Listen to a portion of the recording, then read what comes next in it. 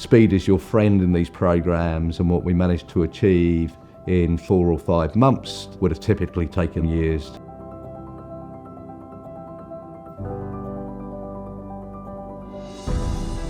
The client needed to reduce their costs significantly by about 25% in a safe and sustainable way for their business. People find it really difficult to see an alternative way of doing things. The trick is to understand where they're coming from and help them to understand how others do things, but also to listen really hard, because they've got a lot of experience of how that organisation works and how you can apply things. One of the critical steps we took was about speaking the truth to each other. We didn't have to continually try to read between the lines. That enabled us to provide the challenge to them about how they could do things differently.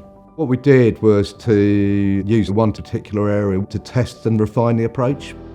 We often talk about a 70-20-10 model, so using 70% of the same approach, 20% that we develop and then we'll use with others, and then 10% that's genuinely bespoke to that individual client situation. I think what that approach does for you is allow you to really put your brain into the last 10%. We change the perspective from what do I spend my money on to what do I get for my money. And then you can start to question, do I need that level of service? Could I get someone else to do it for me rather than me doing it myself?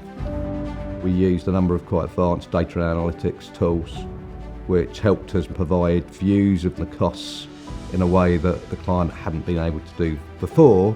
So the outcomes in hard financial terms were saving of somewhere around £50 million per annum. Also importantly, a much simplified organisational structure. What did the client say felt different for them?